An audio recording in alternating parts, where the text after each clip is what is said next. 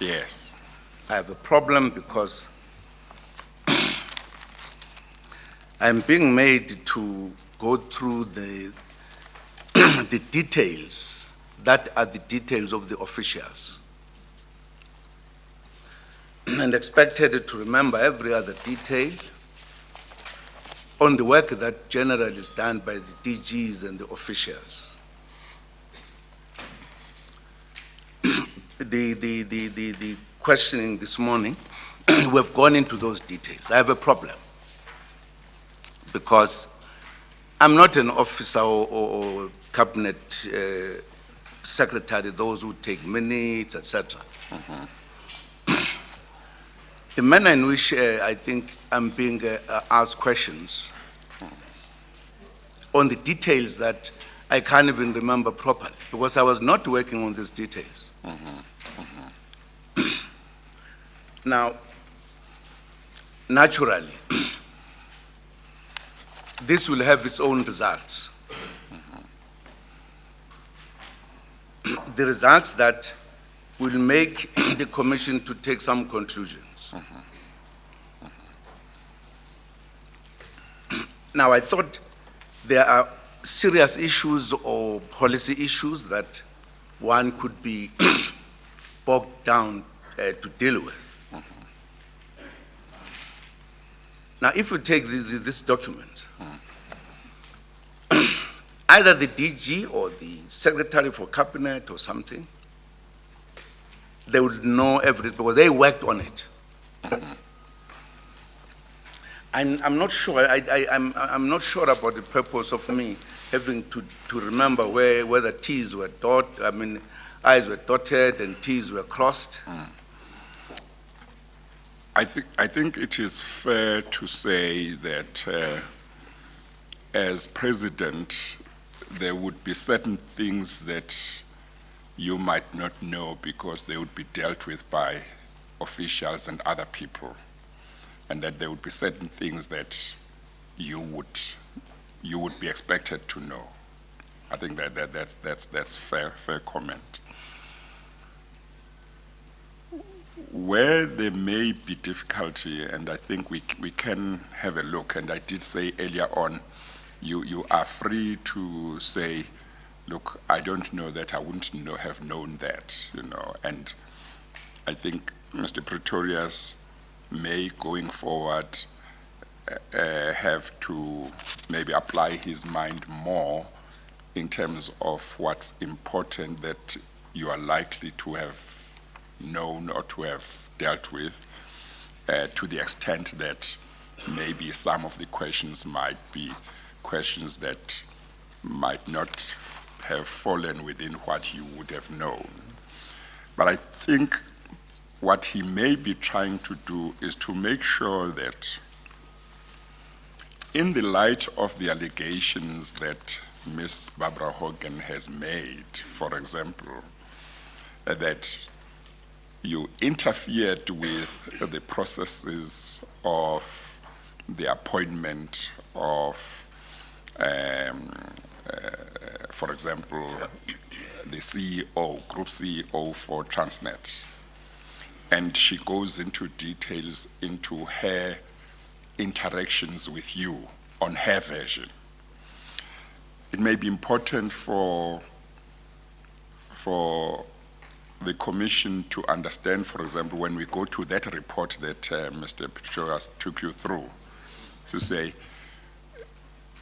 do you remember having received this report? Did you note some of these points that she made, for example, that the board had made a certain recommendation? Some of those may be important because when a decision has to be made as to whether what she says you said was actually said, or that whether you said it or not, it might be important to have that full picture. But at any time, feel free to say those kinds of details wouldn't have been part of what I would deal with. And I would simply say to Mr. Pretorius, as we go forward, do have a look in terms of what's important for purposes of Mr. Zuma in terms of what you are looking at. So in principle, I accept the point that there may be details that as president you wouldn't know. But I think it may be that Mr. Pretorius doesn't want a situation where he doesn't put certain things to you, only to find that later on they become relevant in terms of what exactly happened, and then you have not been given a chance. That's my thinking of what he is doing. But I think going forward, it may be that he might wish to bear your concern in mind as he goes forward. No, I hear you, Chair. I hear you. My problem does not go away. Yes. For an example, the allegation is put forward by the minister is that I interfered. Yes. Now, I don't know what does that mean. I don't know. Because President talked to his ministers about the work they do. I don't understand what is it. If, for an example, there were to be an appointment of an officer, they consult with the president. The president might have views insofar as discussing that thing. I don't understand this very broad word, he interfered. In what way? Yes. We are not getting, for example, to that point. We are going to paragraph, one line. I don't understand. That's my problem. Well, to a certain extent, we are at that point because we have dealt with a point where she says she had a meeting with you where she briefed you on the process for the appointment of the group CEO at Transnet. And she says at that meeting, she told you that the board had recommended a certain candidate after considering a number of candidates, including Mr. Gama. And she says she was shocked and disappointed when you said, according to her, you have only one choice, that is Mr. Gama.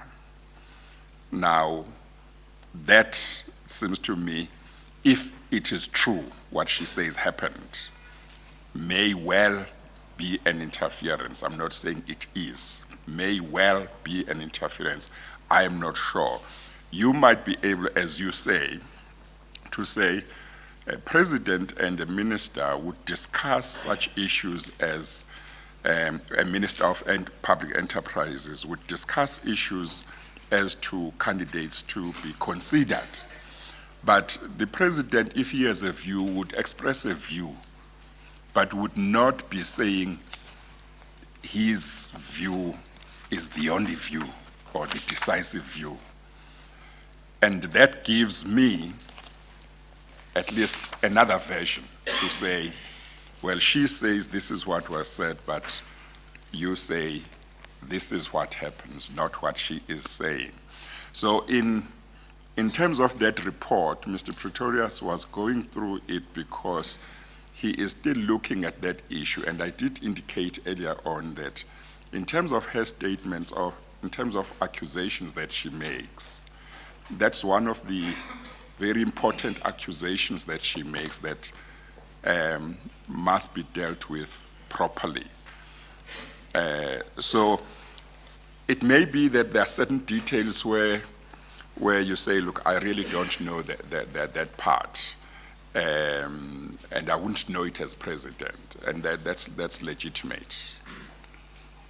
So I'm saying I hear your concern, and I want to urge Mr. Pretorius to bear it in mind as we go forward to try and avoid details that you might not have known about as president.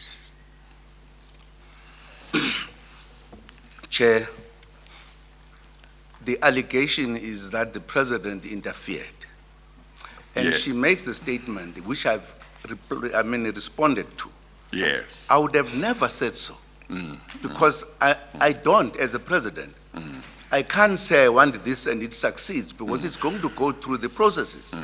Even if I talked to her, no matter what was the end of the discussion, the matter is going to a discussion, which will determine, even if, just for argument's sake, I had a view, that view might not work at the end. Now, I've answered the question that I never said that. That must be the understanding of the, the commission. Now, if we go through the details, I just have a problem, because I'm no longer dealing with that allegation, as it were. Well, let me make this other point, and some of this might be something that I need to explain.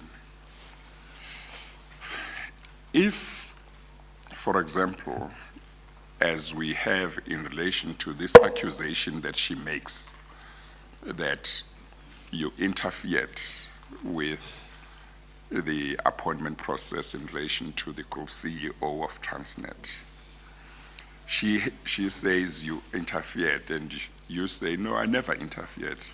And actually, it's not true that I said I had a choice of the candidates, not even to speak about only one choice. If I said anything about candidates, all I may have said was, maybe Mr. Gama might have been okay, but let's go and talk at cabinet.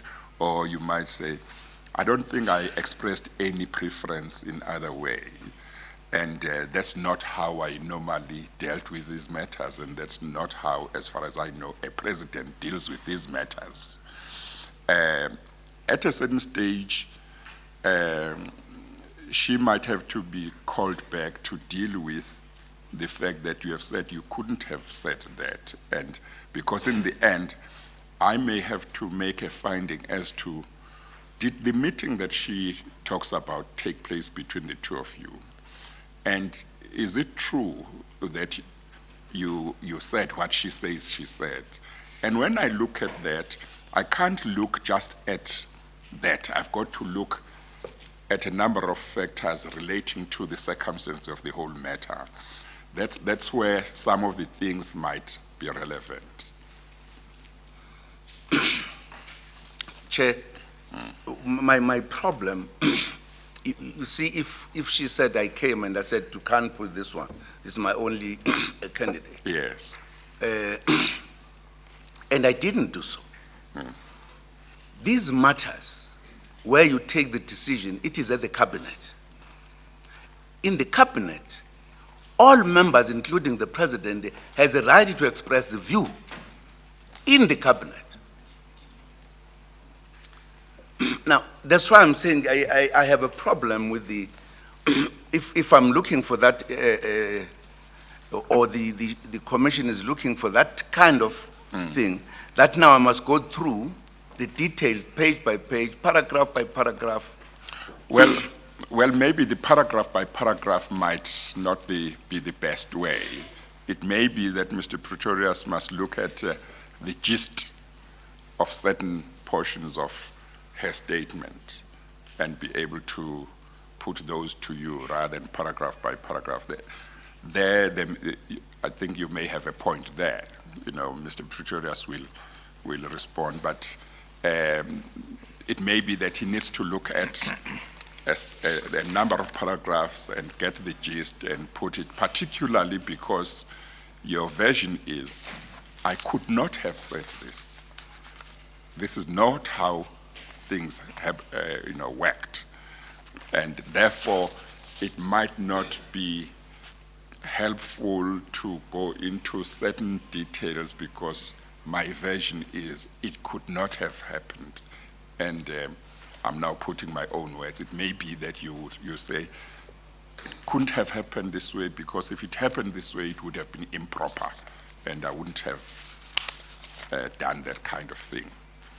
So If it's fine with you, I want to urge Mr. Pretorius to look at trying things that way, and let's see how it goes. And if there is still a concern, then you can raise it again. Chair, I hear you and I appreciate what you say. Yes. I'm being really cross-examined, very thoroughly, on the details. And I don't know what will be the outcome of that. Well, were you still in the middle of saying something? I don't want to interrupt you. Sorry? Were you in the middle of making a certain point? I don't want to interrupt you. No, I was just making the very same point, that if we're looking on that particular allegation, you know, as we were dealing with her report, insofar as what happened in the conference of the ANC, for an example, about groups or cliques or whatever. I said that she's expressing her own views here. And these are matters that even any ordinary ANC member will take issue with her in the manner in which she has written her stuff here. Now I'm saying, if I go through all of that and the commission is not taking my answer to the question whether I interfered or not, even if I've given the answer, we still go to the details.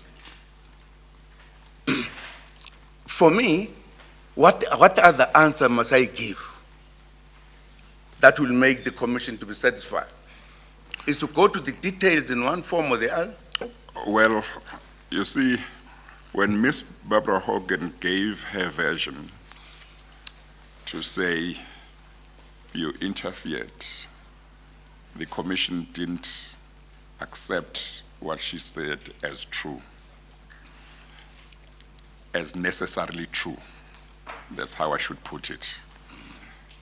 Equally, when you say what she is saying is not true, the commission doesn't necessarily at this stage say what you are saying is true.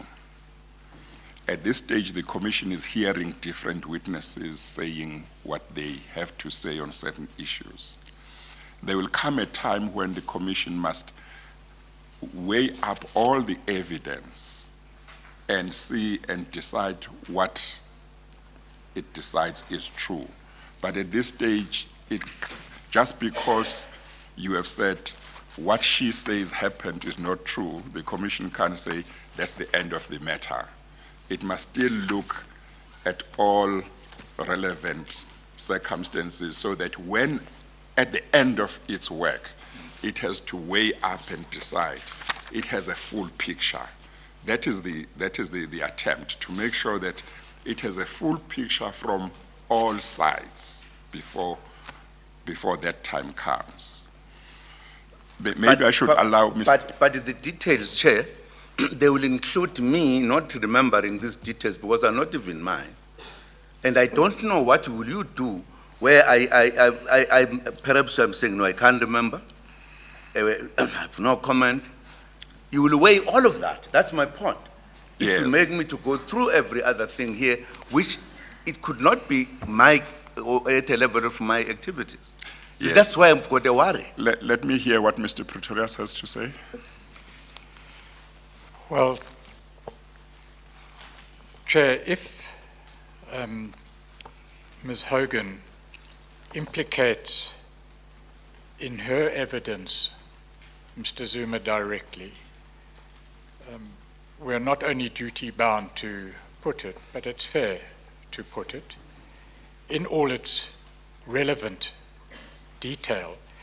If Mr. Zuma cannot remember, that's the end of the story. But if a report dealing with a particular request and stressing the urgency of the request is addressed to Mr. Zuma, and Mr. Zuma says he received the report and he considered its contents, then its contents may or may not be relevant, but certainly should be put in the sense that Mr. Zuma has a chance to comment, so that when submissions are made at the end of the day, one just doesn't say, here's the report, Mr. Zuma acknowledged receiving it, he's, in a sense, must be accepted to have agreed to its contents. That would be unfair. But I understand the complaint in relation to stressing detail, and I'm about to get to the gist of the matter now, in which I will put, as up to this point at least, in broad summary, what Ms. Hogan is saying to enable Mr. Zuma to answer. So I think maybe what you should try and do is to try and avoid the kind of details that might not help in deciding what actually happened with regard to this incident, and just bear in mind his concerns, his concern. So we'll bear it in mind, if the attempt that will be made after some time, it looks like it still doesn't meet your concern, please feel free to raise it again. Sometimes it's not as easy as it is, but Mr. Pretorius will try. Okay.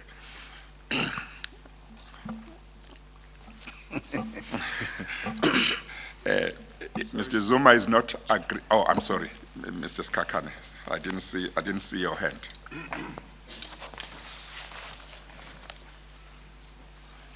Chair, I'm going to be very cautious. You raised your voice last time I raised this complaint, so I'm going to be. Yes. I think I'm going to have to repeat what I said to you and Mr. Pretorius in a private place in chambers. I don't want to do that. But what I need to do now, I would like to have an adjournment. I have a view that my client was brought in here under false pretenses. And now I need him to make up his mind whether he wants to be cross-examined, because it's clear, it's just been confirmed. He's being cross-examined. All I'm asking, Chair, I'm going to repeat the things I said to both you and Mr. Pretorius, but for now, because I advise my client to respect this process, come here, cooperate with it.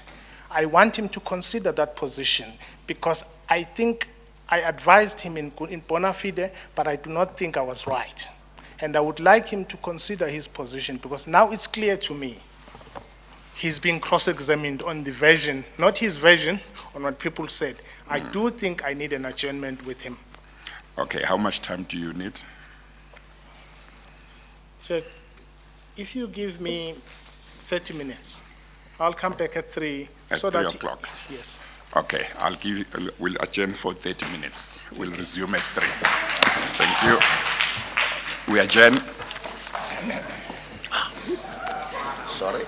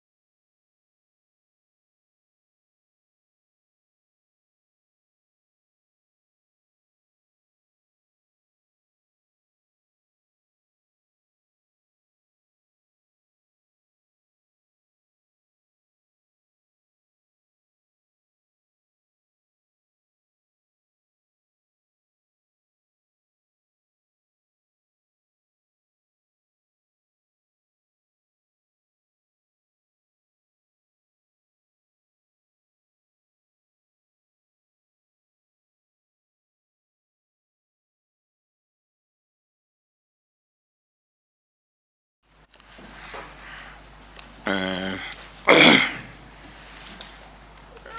had said we would resume at 3 o'clock. It didn't happen. That was because there were still discussions that were going on.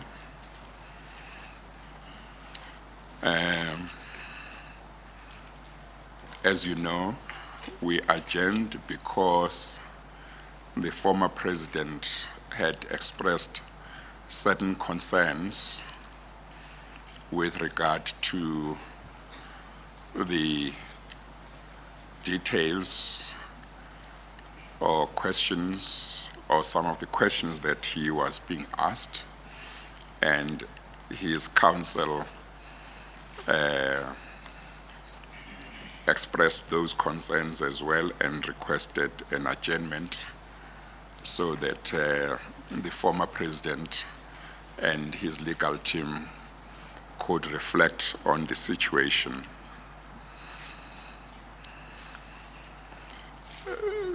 There has been a discussion involving me and the legal team of the commission, as well as the legal team for the former president. Both sides made a certain suggestion, which I have agreed to. This commission would like to make sure that as far as possible, it takes everybody on board. At least it should make attempts as far as possible to do so.